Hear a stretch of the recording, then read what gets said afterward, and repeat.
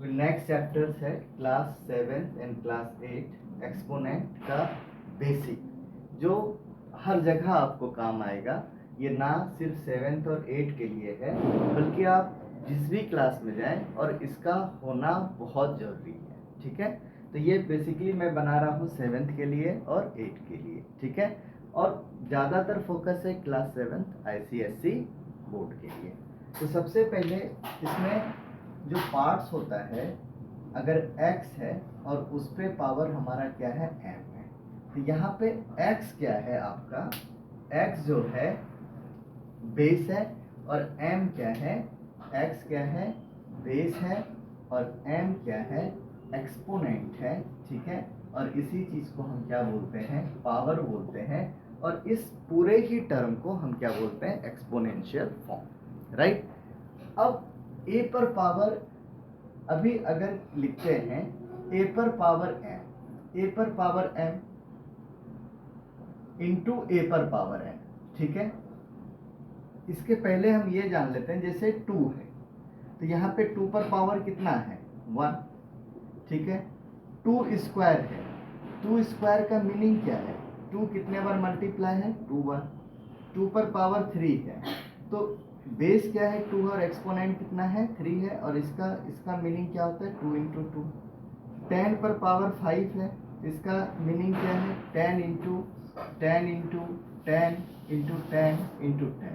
ठीक है, और ये आपका जो भी आ जाए वैल्यूज। ठीक है, 1 पर कितना हो जाएगा 50। तो सबसे पहले इस चीज को समझिए कि कहीं ऐसी गलती मत कीजिए कि 5 इंटू 10 कर दिया और 50 लिख दिया। राइट, तो इस तरह की चीजों को अभी हम इस पे समझेंगे।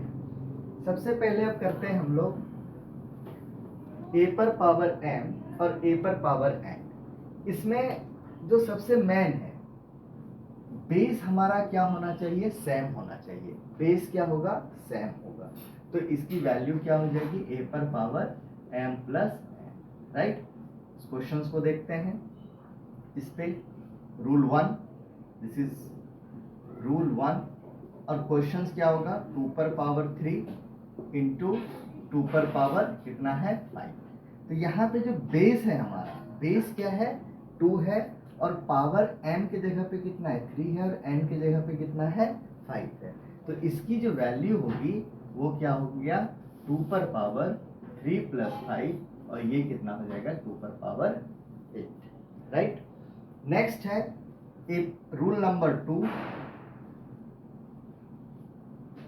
a पर पावर m अपॉन a पर पावर n। ये क्या होता है a पर power m minus n। Right, अब a पर पावर m अपॉन a पर पावर n की जब हम बात करते हैं, तो इसकी मीनिंग क्या होगी a पर power m divided by a पर पावर n, और इसकी भी वैल्यू क्या होगी a पर पावर m माइनस n। ठीक है, अब इसको देखते हैं क्वेश्चंस को। 2 पर पावर 5, ठीक है, और 2 पर पावर 3, ये क्या हो जाएगा, दोनों पे पावर क्या है, बेस हमारा क्या है सेम है, और पावर एक पे 5 है और एक पे पावर कितना है 3 है। तो 2 पर पावर क्या हो जाएगा हमारा 5 माइनस 3। क्यों हुआ, a पर पावर a के जगह पे क्या है 2 है, m के जगह पे क्या है 5 है, n के जगह पे क्या है 3 है, और a के जगह पे 2 है। फॉर्मूला क्या होता है a पर पावर m माइनस n, तो a की वैल्यू 2 और m मतलब 5 और माइनस 3। ठीक है, तो इस चीज को आप समझ लेंगे। नेक्स्ट,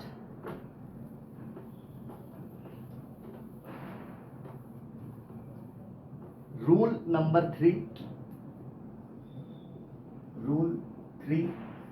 रूल 3 क्या बोलता है, a पर पावर m पर पावर n।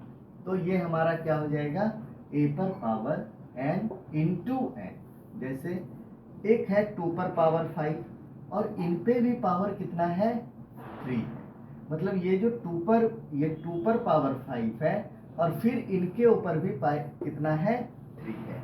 तो यहाँ a की जगह पे कितना है 2 है, n के जगह पे कितना है 5 है, n के जगह पे कितना है 3 है, तो हम क्या लिख देंगे 2 पर पावर क्या हो जाएगा 5 इंटू 3 दैट इज कितना हो गया 2 पर पावर 15। ठीक है, एक और क्वेश्चन करते हैं।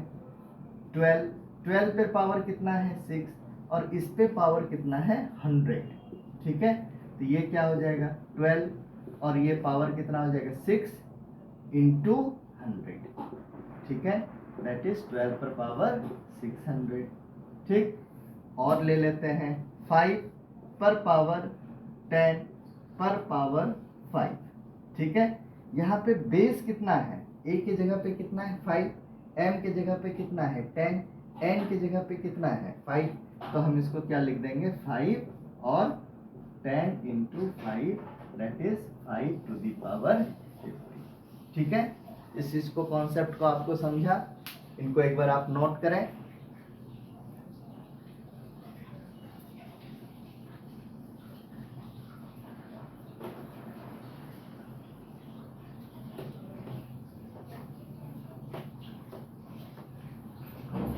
अब आते हैं रूल नंबर 4। ठीक है, रूल नंबर 4 क्या है, a पर पावर 0 इसकी वैल्यू क्या होती है 1, 1 पर पावर 0 क्या हो गया 1, 2 पर पावर 0 ये भी कितना हो गया 1। मतलब किसी भी चीज पे पावर अगर हमारा क्या होगा 0 होगा तो उसकी वैल्यू क्या होगी 1। लेकिन एक्सेप्ट 0 पर पावर 0 जो होता है ये फॉर्म क्या होता है, ये डिटरमाइंड नहीं है। ठीक है, इसको हम क्या कहते हैं अनडिटरमाइंड। ठीक है ना, और जिसको हम क्या लिख देते हैं। ठीक है, ये पॉसिबल नहीं है कि 0 पे पावर 0 क्या होता है 1 के इक्वल नहीं होगा। ठीक है, तो यहाँ पे ये क्या है एक्सेप्शन, इस चीज का ध्यान रखेंगे। ऑब्जेक्टिव क्वेश्चंस में भी आ सकता है और इनकेस नहीं आता है तो हायर क्लास में ये आपको नॉलेज के लिए अच्छा रहेगा। ठीक है, तो a पर पावर 0 1, 1 पर पावर 0 1, 2 पर पावर 0 1। ठीक है, अब कोई भी एक बड़ा सा नंबर दे दिया a b c d ऐसा करके दे दिया। ठीक है, और इन पर पावर क्या कर दिया 0 कर दिया। ये नंबर कोई भी हो सकता है 1 2 3 4। ठीक है, और पावर कितना कर दिया 0, तो इन सब की वैल्यू कितनी हो जाएगी 1। एक और एग्जांपल लेते हैं 1 2 3 4, इन पर भी पावर कितना 1 2 3 4 5 और इन पे भी पावर कितना 0 कर दिया।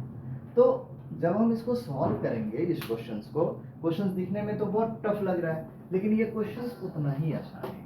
ठीक है, तो अब इस चीज को अगर आप देखिए तो ये क्या है a m और ये क्या है m, तो a पर पावर m क्या होता है बताइए, a पर पावर m पर पावर n क्या हो जाएगा a पर पावर m इंटू n।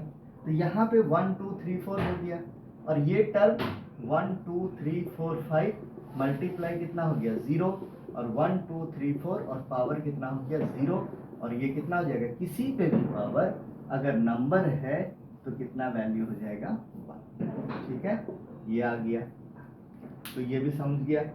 ठीक है, अब एक और बनाते हैं क्वेश्चंस।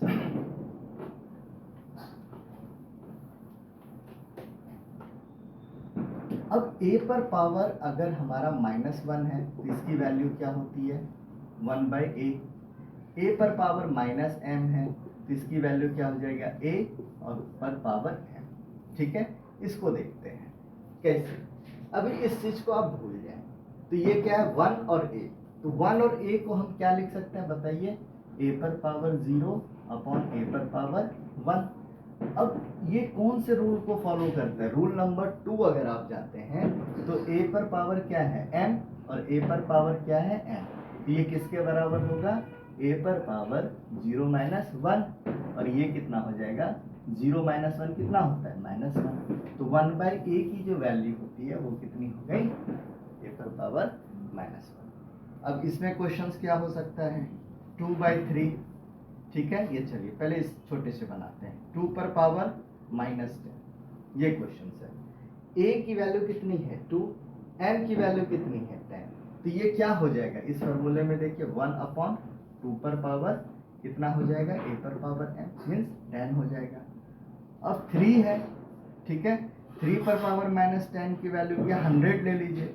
ठीक है, कितना हो जाएगा 1/3 पर पावर 100। समझा, इस तरह के क्वेश्चंस को इसको रूल नंबर 4 भी कर लें।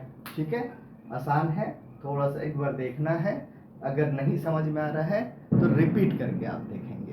ठीक है, फिर नेक्स्ट